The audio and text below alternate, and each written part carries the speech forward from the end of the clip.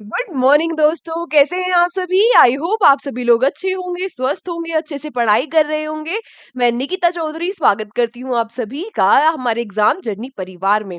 और आज के इस छोटे से डिटेल से करंट अफेयर्स के सेशन में हम कल तक के जो इंपॉर्टेंट क्वेश्चन हो जाते हैं करंट अफेयर्स के, हमारे एग्जाम के पॉइंट ऑफ व्यू से उन सभी क्वेश्चंस को हम कवर करने वाले हैं। तो फटाफट से अपने सेशन को स्टार्ट करते हैं।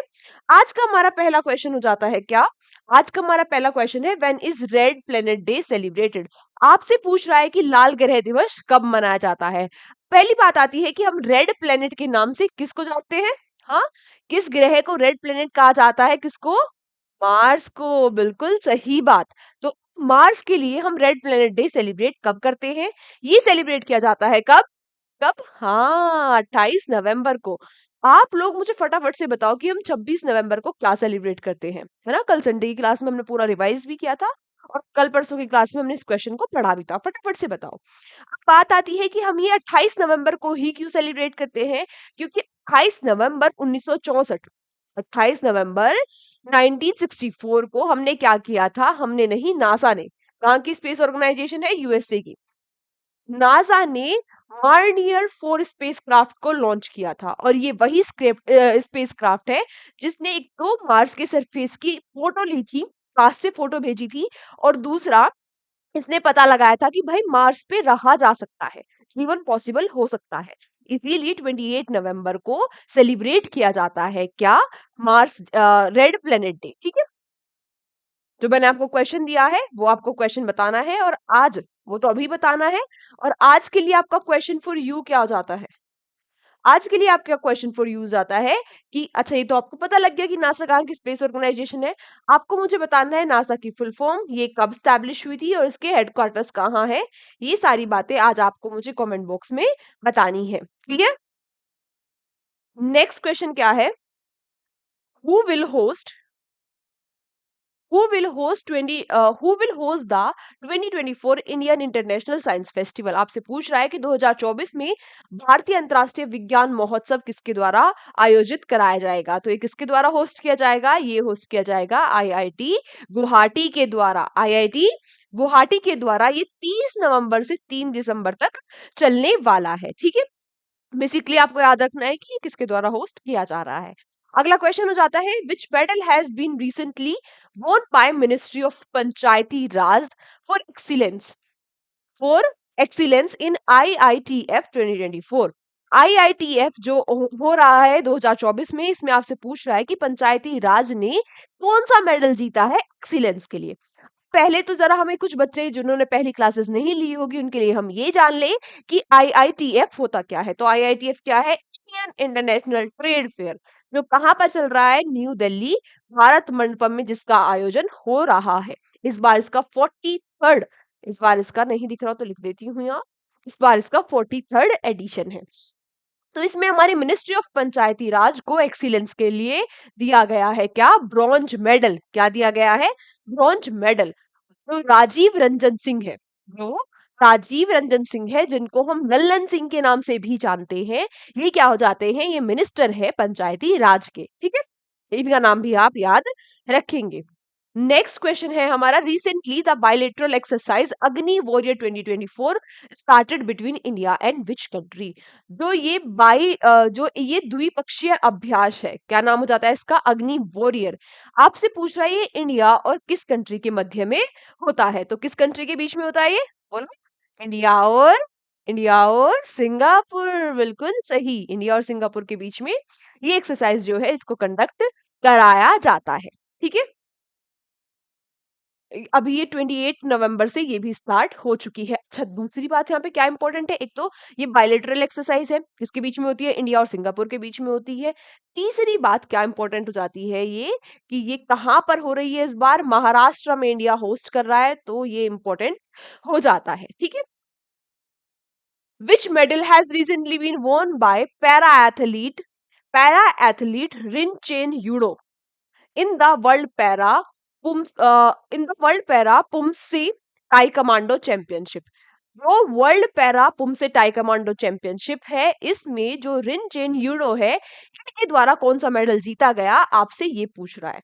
तो इनके द्वारा कौन सा मेडल जीता, इनके द्वारा मेडल जीता गया ब्रॉन्ज, हमारी पंचायती राज ने भी जीता। लेकिन ये क्वेश्चन इंपॉर्टेंट इसलिए है, ये जो रिनचेन यूडो है, ये पहली बन गई है लद्दाख से किसी इंटरनेशनल लेवल पे मेडल लाने वाली, इसीलिए ये पहली एथलीट बन गई है लद्दाख से, इसीलिए क्वेश्चन इंपॉर्टेंट हो जाता है। अगला प्रश्न हमसे पूछ रहा है, which country will host the Asian rifle and pistol cup in 2026? 2026 में एशियन राइफल और पिस्टल जो कप है, ये किस कंट्री के द्वारा होस्ट किया जाएगा, आयोजित कराया जाएगा? हमसे ये क्वेश्चन पूछ रहा है। तो ये किसके द्वारा आयोजित कराया जाएगा? हाँ, किसके द्वारा? हमारे प्यारे भारत के द्वारा इसका आयोजन कराया जाएगा, इंडिया के द्वारा। Next, in which state was the 12th international tourism mart organise? आपसे पूछ रहा है किस राज्य में 12वें अंतरराष्ट्रीय पर्यटन मार्ट का आयोजन किया गया है? तो 12वें पर्यटन मार्ट का आयोजन किया गया है किस राज्य में? कौन से वे? 12वें। कौन से वे? 12th पर्यटन मार्ट या फिर टूरिज्म मार्ट का आयोजन किया गया है किस राज्य में? किस राज्य में? बहुत ही सुंदर खूबसूरत सा राज्य है असम। तो ये असम में इसका आयोजन किया गया है। यहाँ पर फिर से हम याद रखेंगे जो हमारे किनके द्वारा किया गया है, तो ऑब्वियसली उनके ही द्वारा किया जाएगा जो हमारे टूरिस्ट मिनिस्टर होंगे। तो ये कौन हो जाते हैं? तो हमारे union tourist and culture minister हो जाते हैं गजेंद्र सिंह सिखावत। गजेंद्र सिंह सिखावत क्या हो जाते हैं? हमारे टूरिस्ट मिनिस्टर। इनका नाम भी याद रखेंगे क्योंकि हो सकता है आपसे पूछ ले कि इसको किसके द्वारा, इसका इनॉग्रेशन या इसका उद्घाटन किसके द्वारा किया गया। ठीक है। Which Indian has won the Under 8 World Cadet Championship 2024 held in Italy? पहली बात, कौन सी चैंपियनशिप है? Under 8 वर्ल्ड कैडेट चैंपियनशिप कहां पर ऑर्गेनाइज कराई जा रही है? इटली में। तो ये क्वेश्चन इंपॉर्टेंट हो गया। कहां पर ऑर्गेनाइज कराई जा रही है? ये इटली में। दूसरी बात यहाँ पे आती है, ऑर्गेनाइज किसके द्वारा कराई जाती है? तो FIDE इंटरनेशनल जो चेस फेडरेशन है उसके द्वारा इसका आयोजन कराया जाता है। अब यहाँ पर तीसरी बात ये आती है कि इसमें इसको किसके द्वारा जीत लिया गया? तो इसको जीता गया किसके द्वारा? दिवित रेड्डी के द्वारा। किसके द्वारा? दिवित रेड्डी के द्वारा।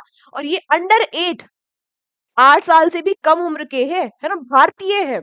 8 साल से भी कम उम्र के हैं, भारतीय है। शर्मा जाओ न्यायालय को। 8 साल से कम उम्र के भारतीय ने इतना अच्छा काम कर दिया कि वो Under 8 वर्ल्ड चैंपियनशिप में इन्होंने गोल्ड मेडल जीत लिया है। और उससे भी एक और सोने पे सुहागा क्या है? ये जो हमारे दिवित रेड्डी है, ये तेलंगाना के हैं, इन्होंने गोल्ड मेडल जीता। उसके बाद जो सात्विक स्वयं है, ये भी इंडियन है, इन्होंने सिल्वर मेडल जीता। और जिमिंग ग्यो जो चाइना के हैं, इन्होंने ब्रॉन्ज मेडल जीता। तो दोनों सिल्वर और गोल्ड मेडल लाने वाले Under 8 चैंपियनशिप में कौन जाते हैं? दोनों के दोनों इंडियन है। तो इनका नाम याद रखना, है ना? ना और आप इन बच्चों का नाम भी याद नहीं रख पा रहे हो, ये इतना अच्छा अच्छा काम कर रहे हैं।